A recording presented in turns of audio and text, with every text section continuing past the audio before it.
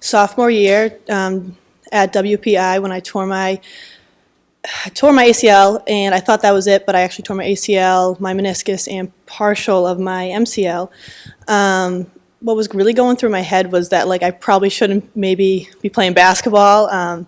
This isn't my first major injury, where coming into freshman year I tore my ACL before that and I broke my back before that, so I felt like maybe I wasn't physically created to play sports, but I do have the love for it. So I think when I got hurt this third time around with a major injury, I was thinking maybe this is just it. Basketball wasn't in the plans for me, so it was really tough mentally for me when I got hurt.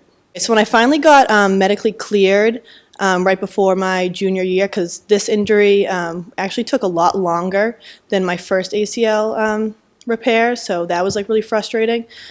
So when I finally got cleared, I was sort of thinking to myself, is it worth me playing basketball again? So when junior year came and I sort of had to make the decision whether I was going to play or not, there were other factors like family life, and I had to work, and I had a lot more responsibilities, I think, than some of the typical, student athletes. So I had to finally just make the decision that I wasn't going to play, and so basketball just wasn't in the cards for me. And I actually threw out all my basketball stuff because I didn't even want to think about it. But yeah, that was really tough because basketball has been a huge part of my life, and honestly a whole personality that I have. So to get rid of that was really tough for me.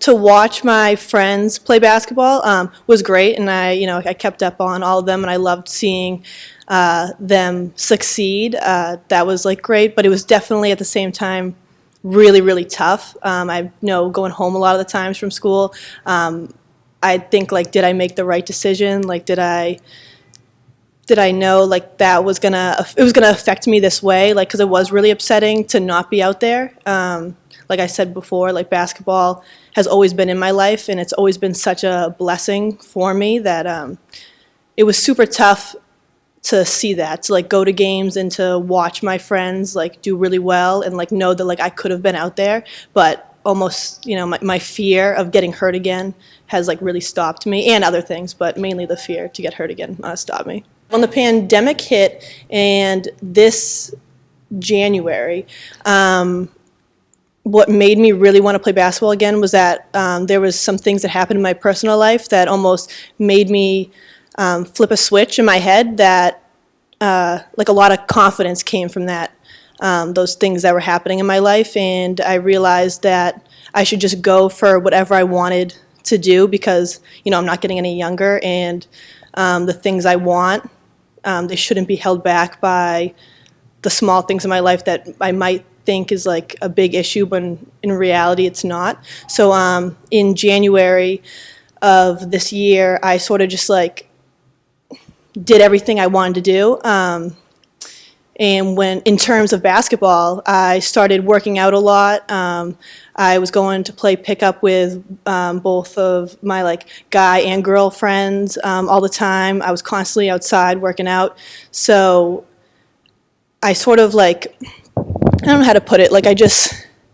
I sort of changed into, I joke about it now, but this is a whole different Megan. My mindset's very positive, and I'm here to work. So during this year, I actually got a text from a previous coach, and he was telling me about how a new team was being developed, a new semi-pro team in Massachusetts, and he wanted to see if maybe I'd come and try out, and that was really the first thing that made me think oh, maybe I can play basketball again. So I went to a few workouts with them, and then I went to the tryout, and after the tryout I got signed to play for them, and that was great. That was such an amazing experience because I was the youngest on my team.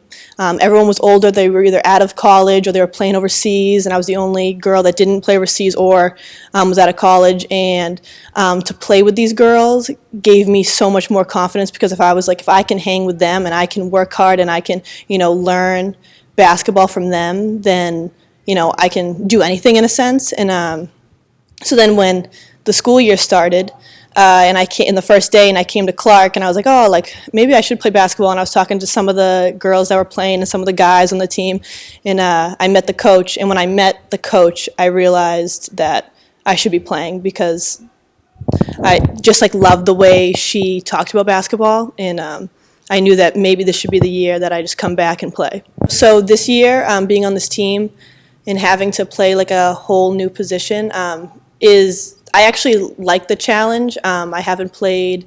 I'm more like a forward right now, and I haven't played that since I was like 10, because I've always been able to like dribble.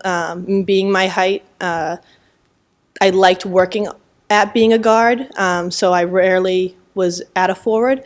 But being a forward on this team, I sort of like it because then I'm more versatile, and girls don't really know how to guard me, which is nice. I think being one of the few older players on this team when the majority of the team is so young is like a unique position I'm in. I get to, help them and, let them and lead them in a way so they can, bring the culture that me and especially Sarah know, and, we want them to continue that for years to come.